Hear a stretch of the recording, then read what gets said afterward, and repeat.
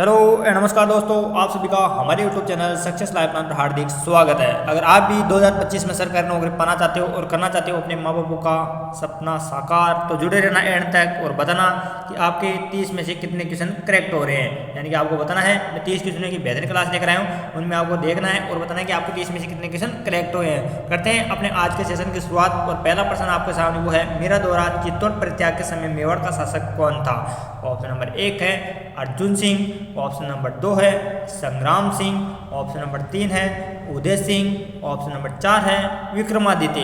Comment box में आपको बताना है कि चित्तौड़ परित्याग के समय मेवाड़ का शासक कौन था। तो जिन बच्चों ने ऑप्शन नंबर डी ऑप्शन बताया है उनका आंसर सही है। शाबाश उनको कि जब मीरा के द्वारा चित्तौड़ का परित्याग किया गया था उस समय जो चित्तौड़ के शासक थी तो वो कौन थे? वो थे विक्रमादित्य। अगला क्वेश्चन आपके सामने वो है, किस दुर्ग में जौहर नहीं हुआ है? यानी कि राजस्थान का ऐसा कौन सा दुर्ग है जहां पर जौहर नहीं हुआ है? ऑप्शन नंबर 1 है जयगढ़ में, ऑप्शन नंबर 2 है गागरोन में, ऑप्शन नंबर 3 है सिवाना में, ऑप्शन नंबर 4 है जालौर में। सभी बच्चे कमेंट करके अपने अपने आंसर बताएंगे और जिन बच्चों ने जयगढ़ आंसर दिया है उनका आंसर करेक्ट है। यानी कि जो जयपुर का जयगढ़ दुर्ग है उसमें कभी भी जौहर नहीं हुआ है, जबकि गागरोन में भी जौहर हो चुका है, सिवाना में भी जौहर हुआ है और जालौर में भी जौहर हुआ है, जबकि जयगढ़ में कभी भी जौहर नहीं हुआ है। अब अगले क्वेश्चन में बताना आपको कि किस चित्रकला शैली में पुरुषों के चेहरे पर चोट व चेचक के दाग प्रदर्शित होते हैं? यानी कि वह कौन सी चित्रकला शैली है जिसमें पुरुषों के चेहरों पर चोट व चेचक के दाग प्रदर्शित किए जाते हैं? ऑप्शन नंबर 1 है बूंदी शैली, ऑप्शन नंबर 2 है मेवाड़ शैली, ऑप्शन नंबर 3 है अलवर शैली, ऑप्शन नंबर 4 है जयपुर शैली। सारे बच्चे कमेंट बॉक्स में अपने आंसर देंगे और जिन बच्चों ने ऑप्शन नंबर 4 बताया है उनका आंसर करेक्ट हो जाएगा। यानी कि जो जयपुर चित्रकला शैली है उसमें पुरुष के चेहरों पर चोट व चेचक के दाग प्रदर्शित किए जाते हैं। तो इसका आंसर क्या हो जाएगा? तो हो जाएगा ऑप्शन नंबर 4। अगले क्वेश्चन पर चलते हैं और अगले क्वेश्चन में बताना आपको कि प्रवत्सर का मेला किस लोक देवता की स्मृति में आयोजित किया जाता है? क्या पूछ रहा प्रश्न कि जो प्रवत्सर का मेला है वो किस लोक देवता की स्मृति में आयोजित किया जाता है? ऑप्शन नंबर 1 है तेजा जी के, ऑप्शन नंबर 2 है बाबू जी के, ऑप्शन नंबर 3 है गोवा जी के, ऑप्शन नंबर 4 है रामदेव जी के। सारे बच्चे कमेंट बॉक्स में बताएंगे और एंड में जब ये सेशन समाप्त हो जाएगा तब बताएंगे आप कि 30 में से आपके क्वेश्चन कितने करेक्ट हो रहे हैं। तो जिन बच्चों ने ऑप्शन नंबर 1 बताया उनका आंसर सही है। यानी कि प्रवत्सर का मेला तेजा जी की स्मृति में लगता है। आंसर क्या होगा इसका? तो होगा ऑप्शन नंबर 1। अगला क्वेश्चन मोस्ट इंपोर्टेंट है, ये प्रश्न बहुत बार परीक्षा में आ चुका है कि निम्न में से कौन सा पुरुषों का आभूषण है? क्या पूछ रहा है कि इन चारों में से कौन सा पुरुषों का आभूषण है? ऑप्शन नंबर 1 है छेलकड़ी, ऑप्शन नंबर 2 है नेवरी, ऑप्शन नंबर 3 है पोत, ऑप्शन नंबर 4 है सरी। तो जिन बच्चों ने ऑप्शन नंबर 1 बताया उनका आंसर सही है। यानी कि इन चारों में से पुरुषों का आभूषण कौन सा हो जाएगा? तो हो जाएगा छेलकड़ी, जबकि नेवरी पोत सरी ये सारे के सारे किनके हो जाएंगे? तो हो जाएंगे महिलाओं के। छेड़े किस अवसर पर गाए जाते हैं? क्या पूछ रहा है प्रश्न कि जो छेड़े हैं वो किस अवसर पर गाए जाते हैं? ऑप्शन नंबर 1 है शिशु मृत्यु पर, ऑप्शन नंबर 2 है जागरण पर, ऑप्शन नंबर 3 है वधु आगमन पर, ऑप्शन नंबर 4 है फसल कटाई पर। सारे बच्चे कमेंट करके अपने आंसर बताएंगे कि छेड़े किस अवसर पर गाए जाते हैं। तो इसका जो आंसर हो जाएगा वो हो जाएगा ऑप्शन नंबर 1 शिशु मृत्यु पर। यानी कि जब शिशु की मृत्यु होती है तो छेड़े गाए जाते हैं। एंड में बताएंगे सारे बच्चे कि आपके कितने क्वेश्चन करेक्ट हुए हैं 30 में से।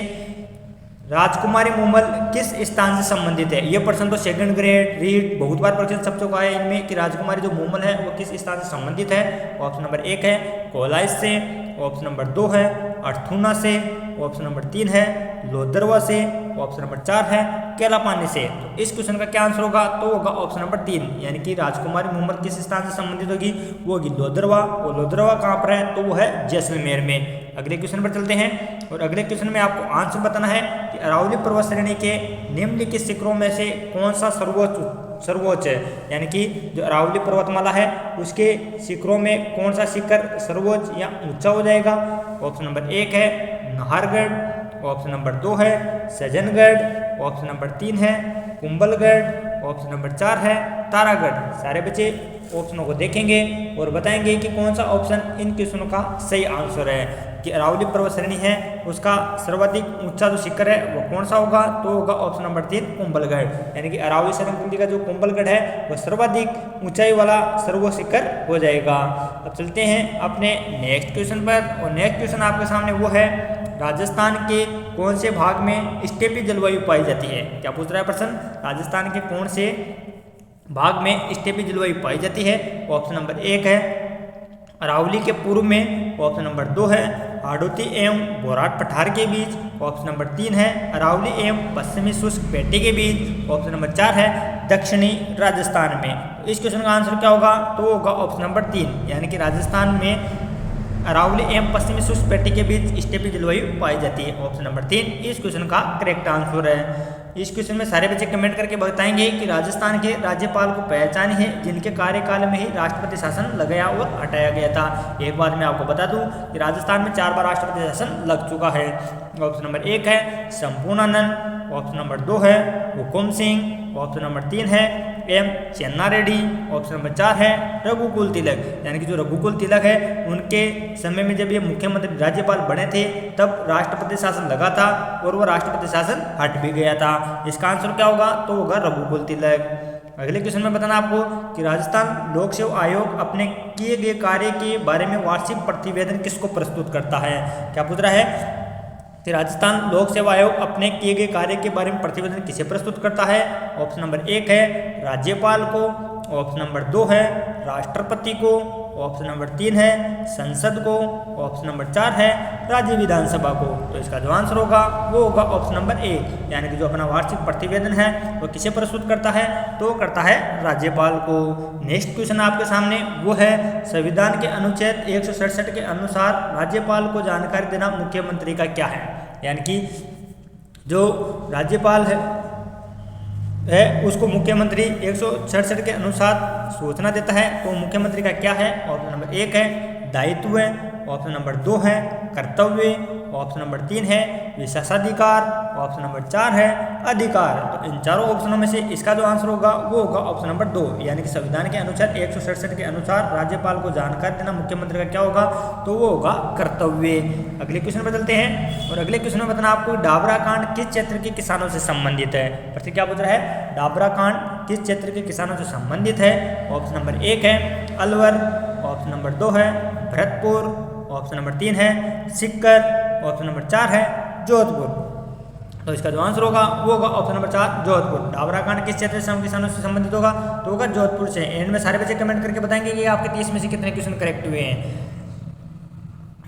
रमजोल आभूषण मध्यकालीन मारवाड़ में शरीर के किस भाग से संबंधित है? यानी कि जो रमजोल आभूषण है वह मारवाड़ की स्त्रियों के द्वारा कहाँ पर पहना जाता है? ऑप्शन नंबर 1 है कमर पर, ऑप्शन नंबर 2 है नाक में, ऑप्शन नंबर 3 है पैर में, ऑप्शन नंबर 4 है अंगुली में। कमेंट बॉक्स में आपको आंसर देना है।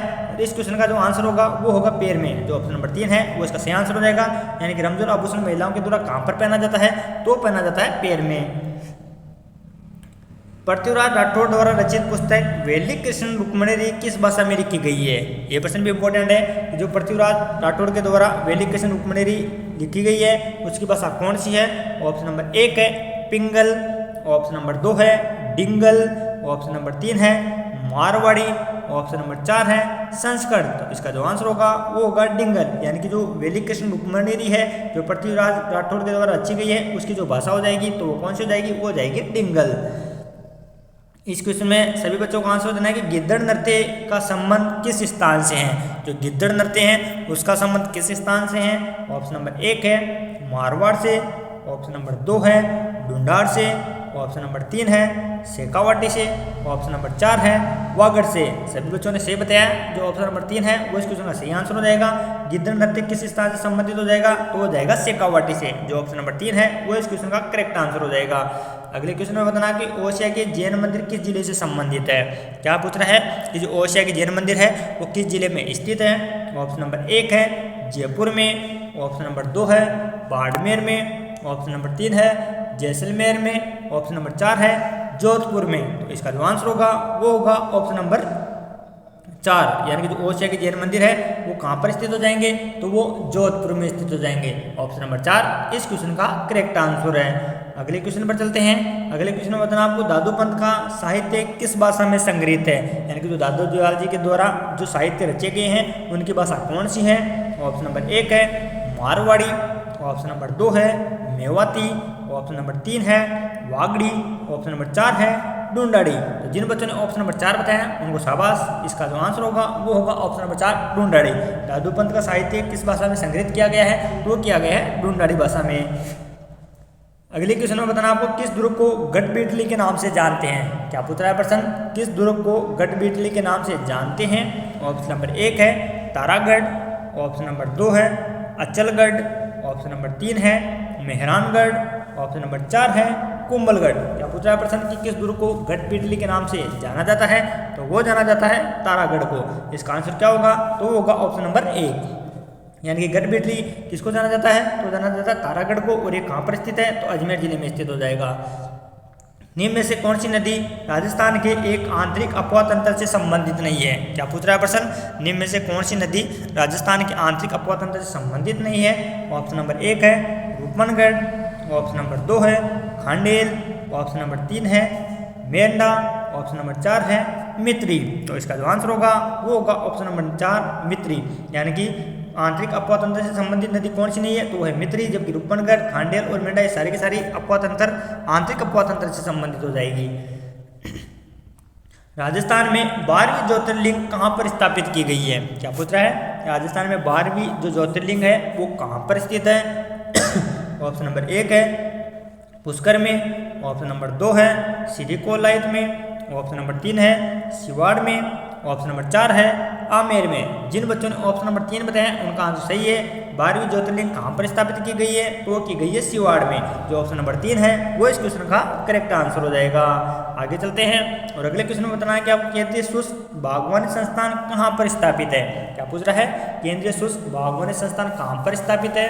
ऑप्शन नंबर 1 है जोधपुर में, ऑप्शन नंबर 2 है बाड़मेर में, ऑप्शन नंबर 3 है बीकानेर में, ऑप्शन नंबर 4 है गंगानगर में। तो इसका जो आंसर होगा वो होगा बीकानेर। कहाँ पर स्थित है केंद्रीय शुष्क बागवानी संस्थान? तो हो जाएगी बीकानेर में। ऑप्शन नंबर 3 इस क्वेश्चन का सही आंसर है।